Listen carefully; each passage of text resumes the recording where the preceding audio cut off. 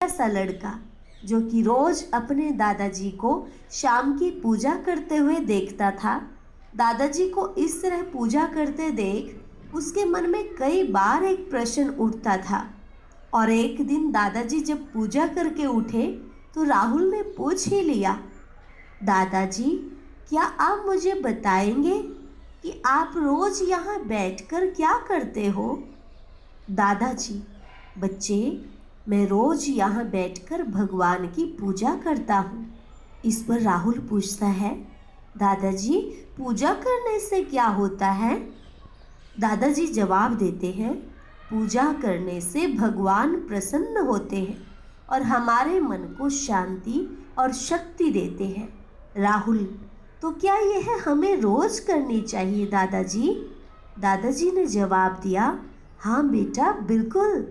क्या किसी दिन हम भोजन मिस करते हैं?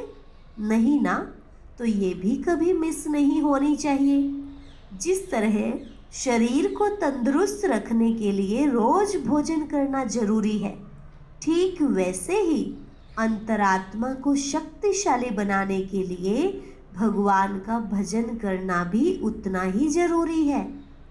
और एक दिन जब दादाजी बीमार हो जाते हैं, उस दिन उनकी पूजा भी मिस हो गई। यह देख राहुल ने सोचा, क्यों ना आज दादाजी की जगह मैं पूजा कर लूं। और राहुल पूजा कक्ष में जाता है और पूरे विधि पूर्वक पूजा शुरू कर देता है। घंटी बजाना, अगरबत्ती जलाना।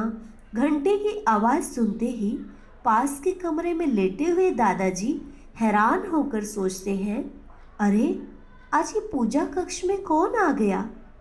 दादाजी थोड़ा हिम्मत करके धीरे धीरे चलकर पूजा कक्ष तक पहुंच जाते हैं और राहुल को पूजा करते देख बड़े ही खुश होते हैं और पीछे बैठकर देखने लगते हैं कि राहुल कैसे पूजा करता है।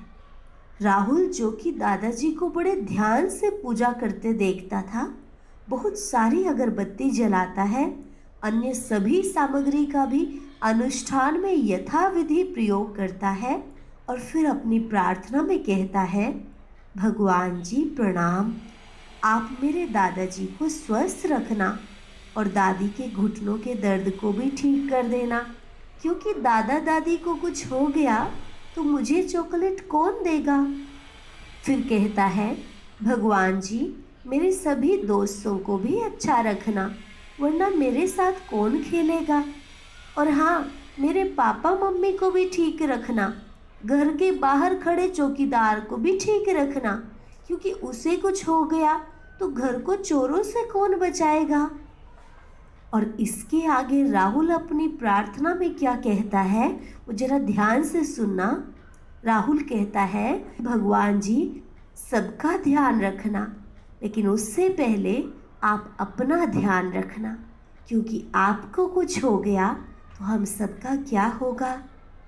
इस सहज और मासूम प्रार्थना को सुनकर दादाजी की आंखों में भी आंसू आ गए, क्योंकि ऐसी प्रार्थना उन्होंने ना कभी की थी और ना सुनी थी।